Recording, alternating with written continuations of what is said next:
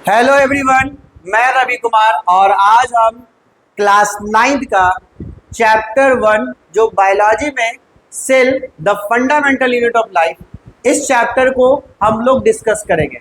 और ये चैप्टर हमारा सेल चैप्टर बायोलॉजी और किसी भी लिविंग ऑर्गेनिज्म का सबसे पहले स्टार्टिंग पॉइंट होता है, इसलिए इसका बेसिक चीज़ों पर फोकस करेंगे जो आगे का चैप्टर पढ़ने में और आपको ईजी हो जाए। तो लेट्स सी। तो हम लोग अब देखते हैं, सबसे पहले समझते हैं कि सेल होता क्या है। तो सेल जो है, आप यहाँ देख सकते हैं कि डिफिनेशन एक लिखा हुआ है और इसके अलावा हम बहुत सारा इसका डिफिनेशन आपको देंगे। तो सबसे पहले एक क्वेश्चन आता है कि व्हाट इज सेल, और यहाँ पे लिखा हुआ है cell is the structure and the fundamental unit of life.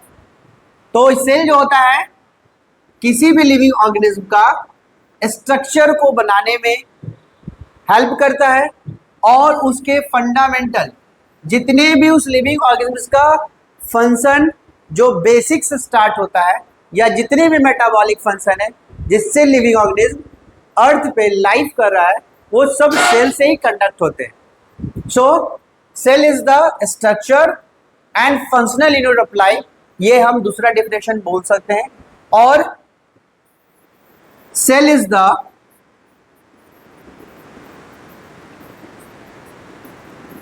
starting point of life या फिर लिविंग ऑर्गेनिज्म भी कह सकते हैं। तो सेल बेसिकली किसी भी लाइफ को स्टार्ट करना, बनना, वो स्टार्ट सेल के मदद से ही होता है।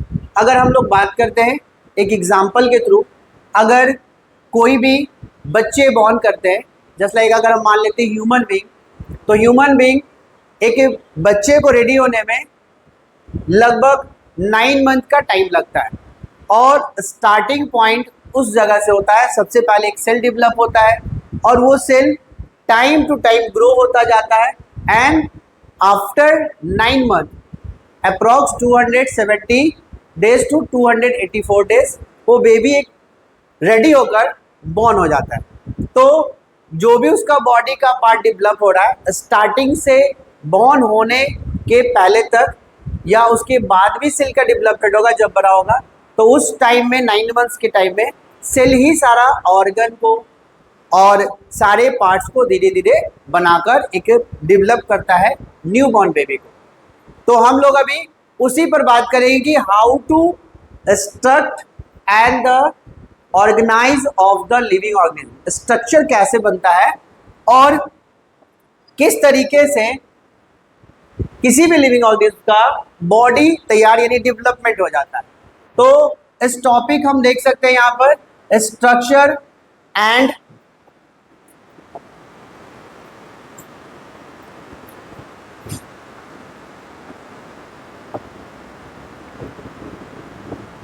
Structure organisation in living organism. Living organism का स्ट्रक्चर कैसे बनेगा, बॉडी का ऑर्गेनाइज टाइम टू टाइम कैसे बनेगा, वो हम लोग इसमें देखते हैं।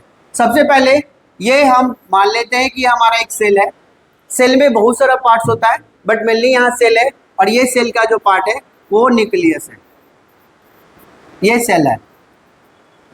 सेल का जब ग्रुप होता है यानी बहुत सारे सेल्स एक साथ जुड़ जाते हैं, ये मान लीजिए हमारे पास बहुत सारा सेल है जो सब एक दूसरे से जुड़ गए हैं, तो जब जुड़ने के बाद ये ग्रुपिंग करेंगे, जब सेल्स का ग्रुप बन जाएगा तो एक टिश्यू का फॉर्मेशन होगा। यानी कि जब बहुत लाखों करोड़ों जब सेल्स एक साथ ग्रुप बना लेंगे तो उस ग्रुप्स को हम लोग टिश्यू कहते हैं। और जब बॉडी में टिश्यू डेवलप हो जाएगा सेल के ग्रुपिंग से, तो टिश्यू क्या करेगा, ऑर्गन बनाएगा।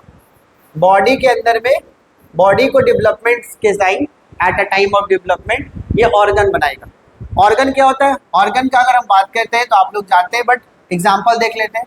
जैसे कि अगर ऑर्गन में बात करते हैं heart is the main organ of the living organism. सबसे इंपॉर्टेंट यही है क्योंकि हार्ट अगर बंद हुआ तो पूरा बॉडी का पार्ट सारा ऑर्गन बंद, बट दूसरा ऑर्गन अगर खराब होता है तो हार्ट काम करेगा तो आदमी सर्वाइव करेगा। हार्ट हो गया, किडनी हो गया और बहुत सारे ऐसा हमारे पास बॉडी के अंदर में लिविंग ऑर्गेनिज्म का अलग अलग ऑर्गन्स होता है। तो जब टिश्यू का ग्रुप बनता है तो ऑर्गन तैयार हो जाता है। ऑर्गन जब बनते हैं बॉडी के अंदर में तो ऑर्गन के पूरे ऑर्गन जब बॉडी में डेवलप हो जाते हैं तो एक ऑर्गन सिस्टम तैयार हो जाता है। एक ऑर्गन सिस्टम तैयार हो जाता है और ऑर्गन सिस्टम जब बॉडी का पूरा डेवलप हो जाता है तो एक लिविंग ऑर्गेनिज्म, यानी कह सकते हैं एक बॉडी भी एक लिविंग ऑर्गेनिज्म डेवलप होकर रेडी है, या फिर कह सकते हैं बॉडी भी एक डेवलप होगी। सो इसके बीच में थोड़ा सा और देख लेते हैं। जब टिश्यू और ऑर्गन टिश्यू से बनते हैं तो इसके बीच में हमारा क्रोमोसोम का भी डेवलपमेंट होता है। क्रोमोसोम अलग अलग लिविंग ऑर्गेनिज्म में नंबर्स ऑफ क्रोमोसोम डिफरेंट होता है। जैसे कि अगर बात करते हैं ह्यूमन बीइंग का, तो ह्यूमन बीइंग के नंबर ऑफ क्रोमोसोम 23 पेयर्स के होते हैं। The numbers of 23 pairs in a human being. So this are the, ये जो हमने वन बाय वन यहाँ पर देखा, सेल, सेल से बना टिश्यू, टिश्यू से ऑर्गन, ऑर्गन से ऑर्गन सिस्टम और एक लिविंग ऑर्गेनिज्म रेडी हो गया। तो इसी को हम लोग structure organisation and living organism कहते हैं। ये स्ट्रक्चर बनने का बेसिक प्रोसेस है, फिर ये आता है, फिर ये आता है और डेवलप होकर एक हमारा तैयार हो जाता है लिविंग ऑर्गेनिज्म।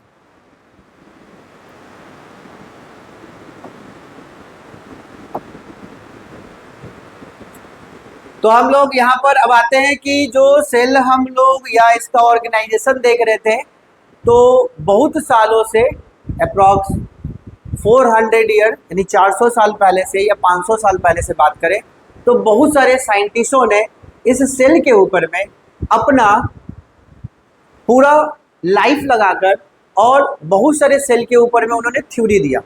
तो जैसे जैसे टाइम बीतता गया या टाइम चलता गया, ख़त्म होता गया, वैसे वैसे अलग अलग साइंटिस्ट ने सेल का खोज किया गया, इनोवेशन किया और उसके ऊपर में अलग अलग अपना टर्मों को इसमें दिया है। तो स्टार्टिंग सबसे पहले समझेंगे, एक साइंटिस्ट है जिनका नाम है रॉबर्ट हुक। रॉबर्ट हुक जिन्होंने 1665 में, Robert Hooke was the discover और term the cell in 1665। Robert Hooke is the first scientist to discover the cell and cell discover का जो हमारा टाइम है वो है 1665। देन इनका जो सेल खोज था, उन्होंने सेल का नाम बता दिया और सेल के बारे में बताया, बट लिविंग सेल है या डेड सेल है, तो इन्होंने सेल का डिस्कवर किया।